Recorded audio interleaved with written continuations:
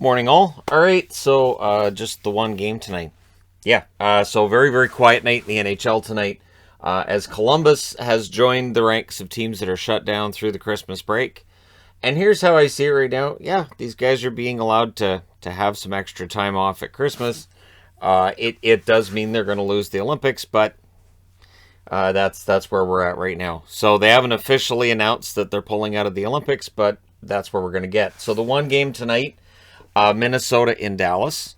So the Minnesota Wild against the team that used to be the Minnesota North Stars. Should be a fun one. Again, it starts at 8:30 Eastern, 5:30 Pacific. So nothing going on until then. So we're going to a movie. So 19-8-2 is the record for Minnesota. The Dallas Stars 14-12-2. Minnesota over their last 10, 7-2-1 is their record. They are first in the Central, 1 point ahead of the Nashville Predators, who suddenly find themselves in the race for first place. Whereas Dallas, it's a bit more dire of a situation. So over their last 10, they're 5-5, but they're 6 points back of the wild card spots, being occupied by Colorado and Edmonton. And this is the thing, right? So in around all the shutdown talk and everything, if we look at the standings, a team like Dallas is on the precipice of falling completely out of contention.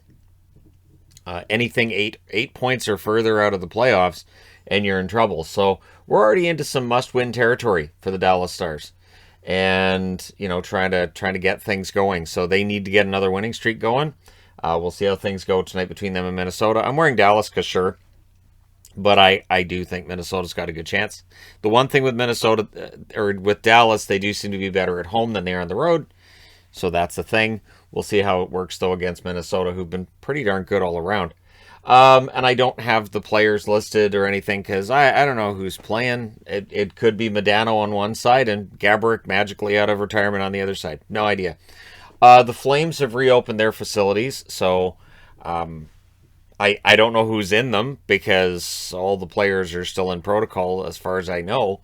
But yeah, they've reopened their facilities. And so whatever players are left get to practice. And so we'll see if this is all passed for Calgary, right? There's currently, it's 16.1% of the league that's in protocol. That's never happened.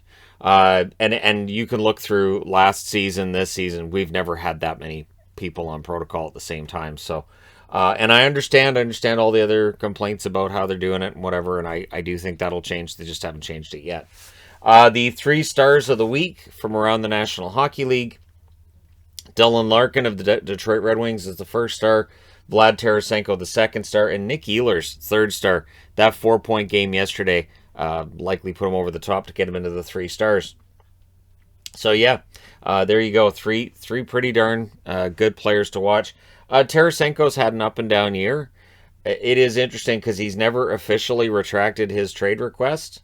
So, stuff like this will improve his trade value. I don't know if there's still interest in him being traded on his side or on the team side. I can't see it on the team side, but, we'll see what happens. Once St. Louis starts getting players back, which should be soon here, we'll see if they look at a Tarasenko move or not. And again, if you're Tarasenko, do you still want out? So that's the question mark that's still out there. I don't see any point in trading him personally, but if he still wants out, the value is going to be better right now than what it was around the expansion draft when Seattle went no. And we kind of understood why Seattle said no at the time. There was no guarantee he'd return to form. And I would also state he's returned to form in St. Louis. There's no guarantee that would have happened in Seattle either.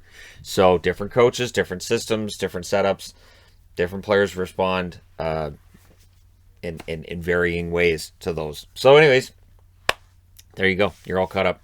Let me know your thoughts in the comment section below who you think will win the one game that's on tonight. And tomorrow night is a relatively quiet one as well. And then Wednesday, there's no hockey on, so we're going out that night. And Thursday, we're taking the kids. It's nothing fun. Well, I guess it might be fun, but we're taking the kids, so that definitely, parents, you know what I'm talking about. So Thursday is supposed to still be a pretty busy day, and then things are quiet for a few days after that, as we're into the official Christmas break. But a lot of teams are in the Christmas break already.